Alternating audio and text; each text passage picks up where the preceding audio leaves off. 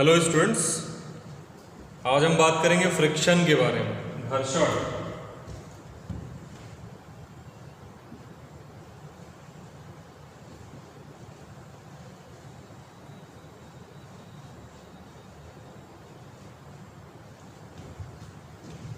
तो घर्षण एक ऐसा फोर्स है जो मूवमेंट का या मोशन का क्या करता है, अपोज करता है, विरोध करता है।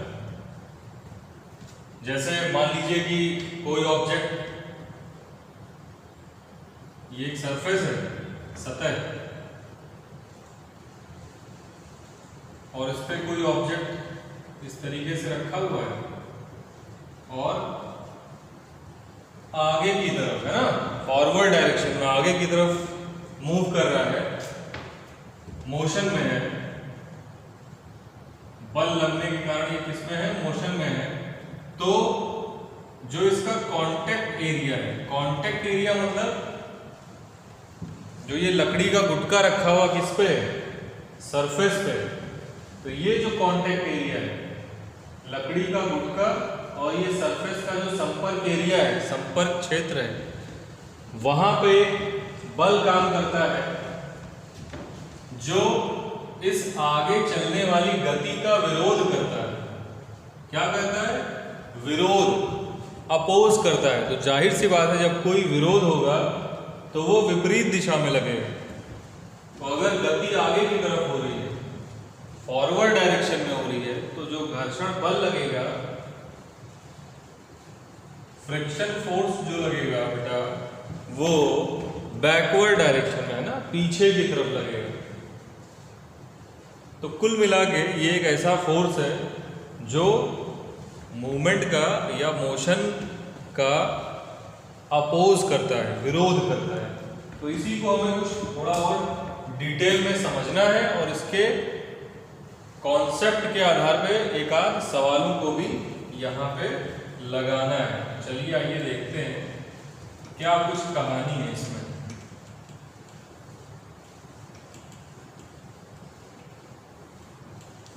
अब इसके कुछ फॉर्मूले भी बहुत इंपॉर्टेंट है। तो जैसे मान लीजिए कंडीशन ये है कि ये एक सतह है भाई, है ना, ठीक, इस पे ये रखा हुआ है लकड़ी का गुटका, कोई बल नहीं लग रहा है, किसी बल को आप नहीं लगा रहे हैं इस पे, ऐसे ही नॉर्मल सिचुएशन में ये रखा हुआ है बल। तो अगर ये लकड़ी का गुटका जो है रखा हुआ है इस सतह पे, तो हमेशा इसका जो भार काम करेगा mg, वो डाउनवर्ड डायरेक्शन, नीचे की तरफ काम करेगा, है ना, ठीक। फ्रिक्शन पढ़ने के लिए आप समझिए इसको, जो भार काम करेगा वो किधर काम करेगा, नीचे की तरफ काम करेगा। और इसी को बैलेंस करने के लिए एक रिएक्शन काम करता है R, इसको प्रतिक्रिया कहते हैं, प्रतिक्रिया, रिएक्शन। तो ये जो R की वैल्यू होती है वो हमेशा ये जो सरफेस होता है इसके परपेंडिकुलर होता है, मतलब इस सरफेस और इसके बीच में, R के बीच में जो एंगल बनता है वो हमेशा 90 डिग्री बनता है। इसको आपको ध्यान रखना है कि ये जो रिएक्शन फोर्स होगा वो हमेशा इस सरफेस के किधर बनेगा, 90 डिग्री पे। वो इस mg को बैलेंस करेगा, है ना, वेट को। किसका वेट? ऑब्जेक्ट का जो वेट होगा उसको बैलेंस करेगा। अब अगर हमने क्या किया, अच्छा, इस सिचुएशन में कोई भी घर्षण काम नहीं कर रहा है, ऐसी कंडीशन में कोई भी घर्षण बल इस पे काम नहीं कर रहा है, क्योंकि यहाँ पे कोई मूवमेंट नहीं हो रहा है। जब कोई मूवमेंट नहीं होगा तो कोई घर्षण बल यहाँ पे काम नहीं करेगा। अब हमने माना, क्या माना? हमने माना ये कि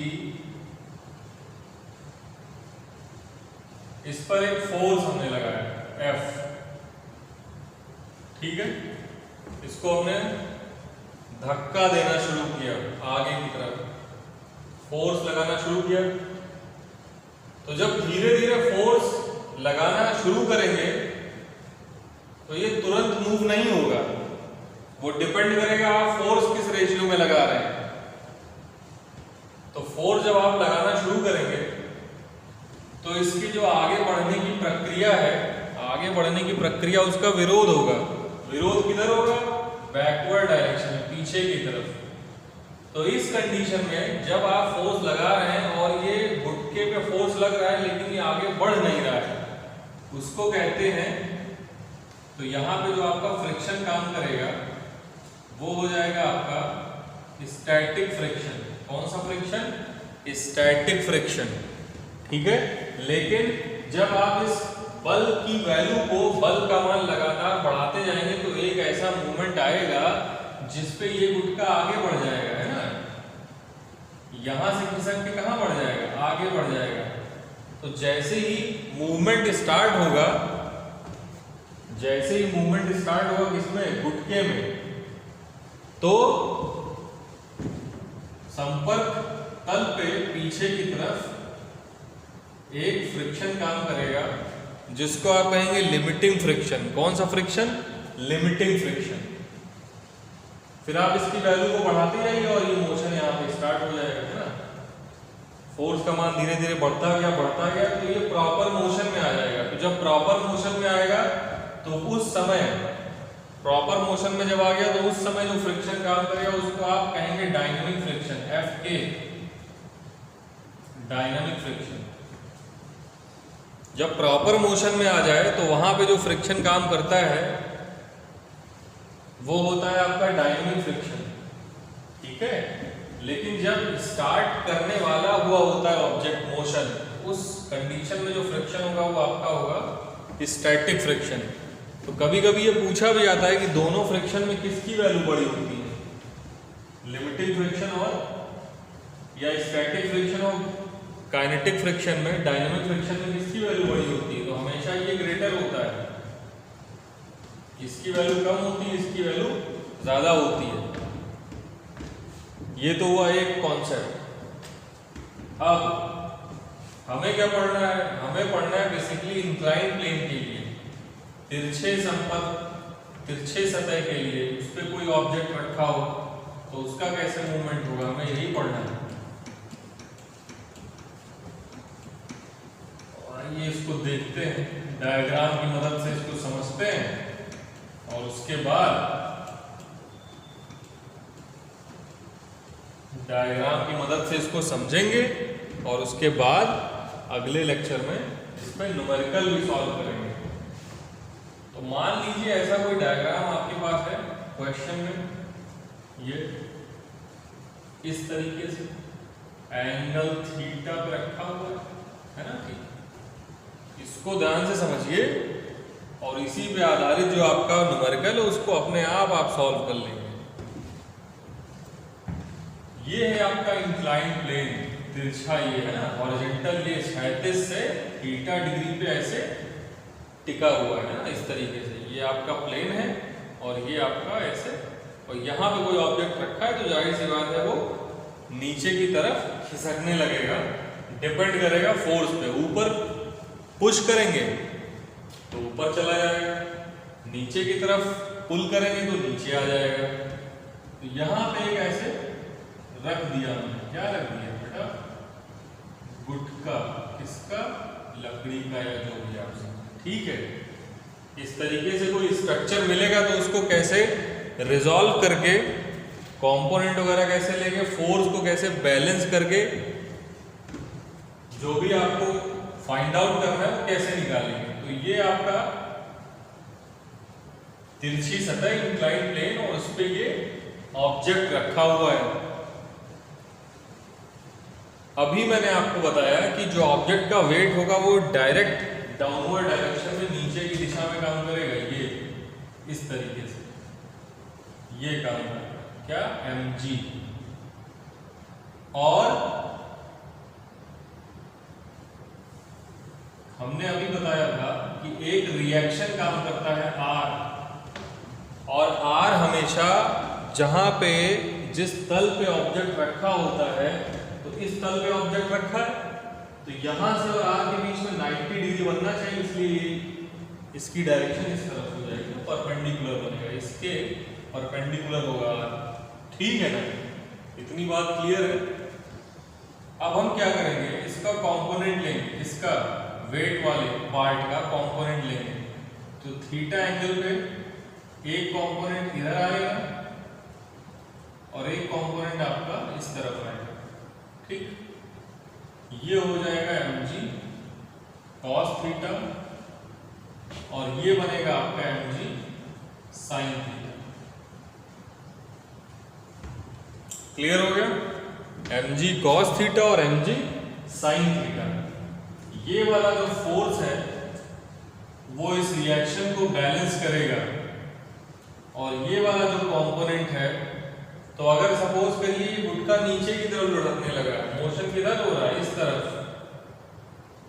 ठीक है ना, आपका मोशन किधर हो रहा है, इस तरफ हो रहा है, नीचे की तरफ आ रहा है, तो घर्षण किधर काम करेगा, ऊपर की तरफ। ठीक है ना, कौन सा, लिमिटिंग फ्रिक्शन, या जो भी आप समझे, लिमिटिंग FL FS जो भी आप समझे। ठीक है, ये हो गया आपका। इतनी इसमें बातें आपको ध्यान रखनी है। तो ये कंपोनेंट इसको बैलेंस करेगा, ये कंपोनेंट इसको बैलेंस करेगा। दो इक्वेशन बनाएंगे, दोनों को सॉल्व कर लेंगे। जो भी क्वेश्चन में डेटा दिया होगा, डेटा को क्या दिया जा सकता है क्वेश्चन में, थीटा की वैल्यू दे देगा 30 डिग्री, 60 डिग्री, 45 डिग्री, कुछ इस तरीके से। ठीक है ना, जी की वैल्यू आपको पता ही है 9.8। जो ऑब्जेक्ट है उसका मास दिया जाएगा। क्लियर है? यहां पे इसको फाइंड आउट करने के लिए आप बस एक फॉर्मूला याद रखेंगे, इसकी जो वैल्यू होती है वो म्यू टाइम्स आर होती है। ये आपको याद रखना है, बहुत ही इंपॉर्टेंट फॉर्मूला, कि जो फ्रिक्शन फोर्स आप कैलकुलेट करेंगे वो इससे निकाल सकते हैं, म्यू टाइम्स आर। आर वो उधर सामने जो इससे आपको बैलेंस करेगा, और ये म्यू क्या है, इसको कहते हैं static coefficient, static friction of, coefficient of static friction. तो यहां से F की वैल्यू क्या आ जाएगी, आ जाएगी म्यू।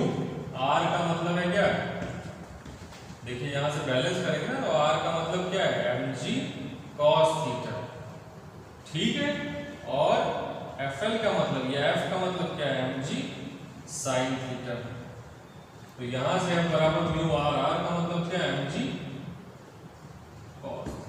तो इस तरीके से एक इक्वेशन ये बना लेंगे और दूसरी इक्वेशन यहाँ से, इसको आप कंबाइंड फॉर्म में दूसरी इक्वेशन कर सकते हैं। यहाँ पे जो भी डेटा आपको क्वेश्चन में दिया रहेगा उसको समझिए, देखिए मोशन डाउनवर्ड हो रहा है कि अपवर्ड हो रहा है, उसके बाद उसमें इक्वेशन आप कैलकुलेट कर सकते हैं। जैसे सपोज करिए नीचे की तरफ हो रहा है, इधर की तरफ क्या मोशन, तो यहां से आपका जो फाइनल इक्वेशन बनेगा वो बनेगा mg sin थीटा, और इसी डायरेक्शन में कोई फोर्स भी काम कर रहा है, F प्लस F। ठीक है ना, ये वाला माइनस हो जाएगा, friction FL is equal to ma, ये आपका बन जाएगा। और दूसरा आपका ये सामने है, R इज इक्वल टू क्या, mg cos थीटा। बस ये दो आपको इक्वेशंस याद रखने हैं। आपको कोई भी क्वेश्चन होगा प्रॉपर उसको अपने आप इजीली सॉल्व कर लेंगे। तो आज के लेक्चर में फिलहाल इतना ही। अगले लेक्चर में इस पे बेस्ड आपको क्वेश्चन बताया जाएगा जिसको आप सॉल्व करेंगे। बहुत बहुत धन्यवाद।